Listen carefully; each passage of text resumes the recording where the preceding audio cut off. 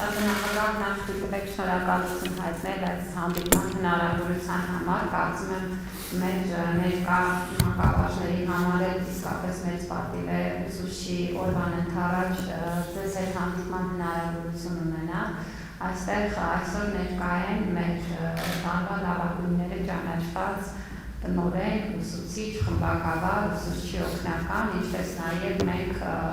տարվա լավագույնների անվանակարգում ներառել ենք նաև դպրոցի հոգեբաններին և նախադպրոցական հաստատության մեր աշխատակիցներին, այսինքն այստեղ կարելի է ասել, որ բավական ներկայացուցչական կազմ ունենք, կրթության ոլորտում ընդգրկված տարբեր օղակներում աշխատող մարդկանց առումով և տարվա լավագույնները մի նախաձեռնություն է, որ մեկնարկել ենք մի քանի տարի առաջ, նպատակ ունենալով խրախուսելու լավագույն փորձը և դա տեսանելի դարձնելու։ Շնորհակալություն է ինձ հնարավորություն տալիս ինձ համար շատ հիշարժան հանդիպում սա։ Շնորհավորում եմ ձեզ նախաձեռնության համար, որովհետև երբ որ նայեցի անվանակարգերը, իսկապես սովորական նման մտածում եմ, որ կնեն ուսուցիչ, տնօրեն, հետո պարզվեց, որ համարյա չէ, բոլոր են մարդիկ, ովքեր պատասխանատու են այսօր կրթական համակարգում բարձր որակի մասնագիտական գիտելիք տալու առումով բոլորդ ներգրավված եք եւ շնորհավորում եմ իհարկե նախորդ բոլորիդ, ուրախ եմ։ Ես հասկացա նաեւ, որ սա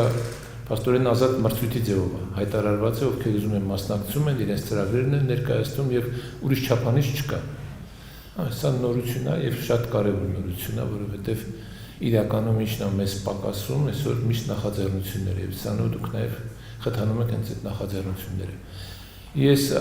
չեմ կարող չանդրադառնալ այն կարևորությունը, որ այսօրվա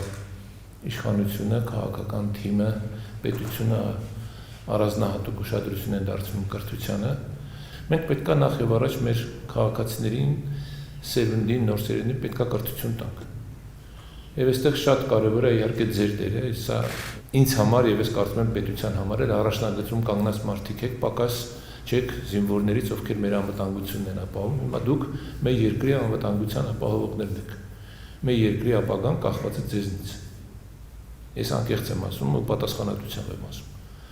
Դուք այն մարդիկ եք, ովքեր որ մեր պետության ապագան է կերտում հիմա։ Որտեւ այն սերունդը, որ դաստիարակում է շնորհիվ նաեւ ձեր աշխատանքի, այդ սերունդը պետք է մեր պետության ապագան կերտի։ Այդ սերունդը եթե չստացավ համապատասխան կրթություն, Ուղղակի չգիտեմ մենք ինչ ենք լինելու։ Մի կարևոր հանգամանքեր կա, որ միշտ պետք է հաշվի առնենք, սա էլ եմ ես միշտ շեշտում, որ մենք այն երկիրը չենք, որ ունենք հարուստ բնական ռեսուրսներ։ Սովորաբար նավթ, գազ եմ ասում, կարող եք այլել ավելացնել,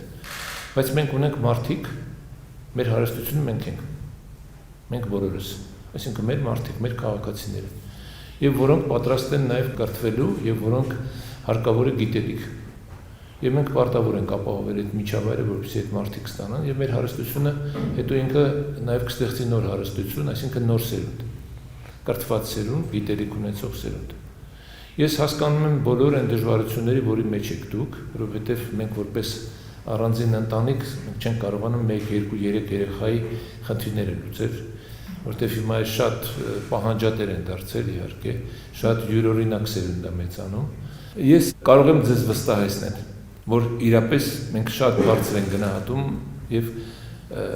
ամեն ինչ անելու ենք, որպեսզի ձեր աշխատանքը գնահատվի, այդում նաեւ վարձատրության հետ կապված խնդիրներ լուծելով, սա պատահական ես չեմ ասում, որովհետեւ իրականում ամեն մի աշխատանք պետք է գնահատվի եւ վարձատրվի։ Այդպես է։ Հիմա այն սկզբունքը չի, որ հիշում եք հայտնի կինոյի մեջ էր ասում ուսուցչին քիչ են վճարում, բժշկին քիչ են վճարում, որ պետությունը պետություն դարձնել, այսպես չի։ Բոլորին էլ պետք է բարձր վճարել, որպեսզի պետությունը պետություն լինի։ Որպեսզի դուք էլ իսկապես գնահատեք ձեր աշխատանքը, մենք էլ իմանանք ինչպես պահանջներ դնենք ձեր առջև։ Սա երկկողմանի է եւ վստահ եղեք, որ եւ նախարարը եւ նախարարությունը եւ կառավարությունը միշտ ձեր ընդհանրապես աշխատանքային պայմանների եւ նաեւ աշխատանքի վարձատրության հետ կապված խնդիրները ցենց առաջին շարքերում է դրված այդ խնդիրների լուծումը։